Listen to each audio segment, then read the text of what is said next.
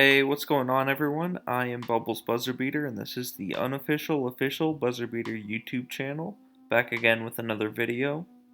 So before we get into this video, I just wanted to express how excited I am for this upcoming week or two, where the BuzzerBeater playoffs start. The first games start tomorrow night as of when I'm recording this, and I am super excited, and I know a lot of you guys are as well. And then I also just wanted to encourage you guys to just see if you can get a close friend of yours, see if you can get a family member playing BuzzerBeater, because now is the best time, I repeat, the best time to make an account and start your franchise, because you get a team right before the new season starts. You get a couple weeks to mess around with the gameplay options and kind of figure out how BuzzerBeater works as a game. And then you're also in right before the draft happens, so you get to pick your own young players going into the brand new season. So please do reach out to some people that you think might like the game, because this is the best time for them to start. Without further ado, here are the final 4 teams for Season 49 of BuzzerBeater's Best and how they got to this point. Our first Final 4 team is the odds-on favorite to win, in my opinion. Coming in at the number 1 overall seed and ranked number 2 in the world are the South Dragons from the Netherlands. Their roster features a 7-man rotation of flat-out beasts, including 6 national team players. They have cruised their way to the Final 4 by dodging 2 game day prep guesses from their opponents in every game. So in the round of 32, the South Dragons played look inside and dominated, with a very balanced and effective attack. All 7 players posted between 18.5 and a 20.0 rating, as they won with ease 100-67. In the Sweet 16, it was much of the same, once again playing look inside and dodging 2 game day prep guesses. In this game, we witnessed one of the best individual performances of the B3 tournament, though, when Bosniak posted 20 points, 8 rebounds, and 8 assists on 7 of 8 shooting in just 26 minutes. So this earned him an astounding 22.0 rating, and the South Dragons won 119-108.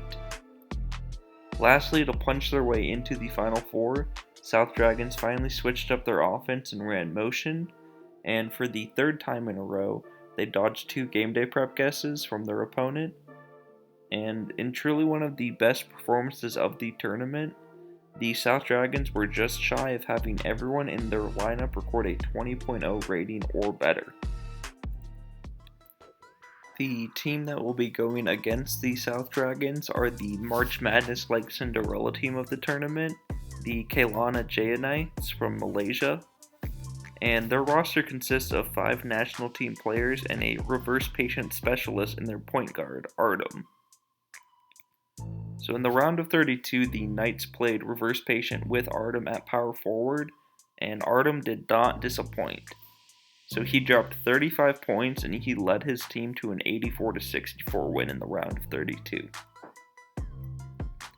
Then in the Sweet 16, the Knights went back to the BuzzerBeater roots and played look inside, dodging the balanced slow guess, and cruised to a 111-86 victory behind their bigs combining for 46 points and 26 rebounds. And lastly, in the Elite 8, the Knights were in one of the more entertaining matches of the tournament. So on a night where the Knights were losing the majority of the game and losing by 3 to the Belarus Berserk with just over 4 minutes left, the tides turned when Sadraev for Belarus fouled out. From that point onward, the Knights controlled the game and clung on to their victory to reach the Final 4. In the other matchup in the Final 4, the slight favorite to win, in my opinion, is our team from China, translated to English as the Putuo Great Sharks. The Sharks resemble the Chinese national team, as they can field a full Chinese national team starting lineup with 5 players from their own nation.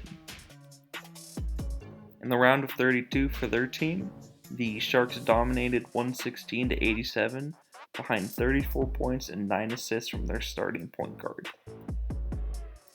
Then in the Sweet 16, the Great Sharks won a very competitive match against a previous B3 champion, as both teams made use of all aspects of game planning, except substitutions on the Shark side, that is.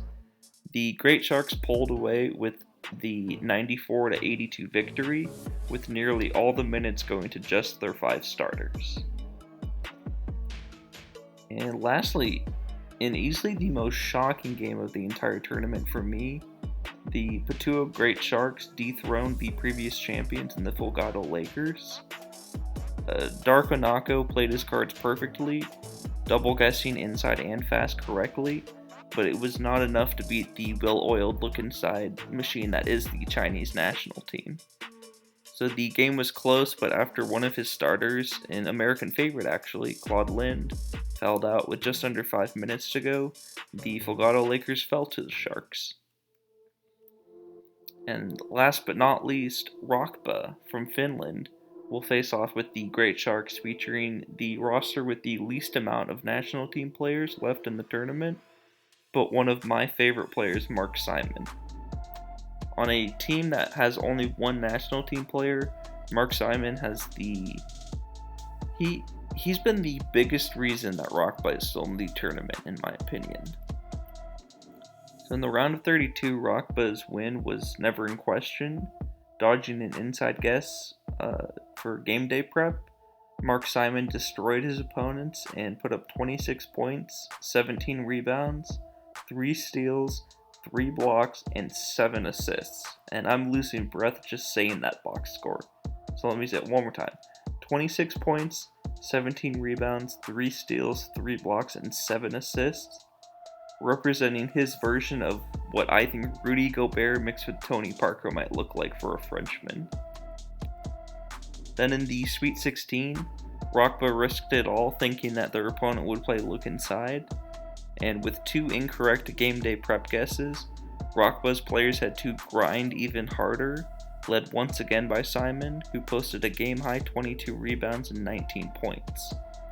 The biggest play of the game was made by none other than the main man himself, as he forced the last shot of the game to break off the back rim and close the hard-fought match for RakBa.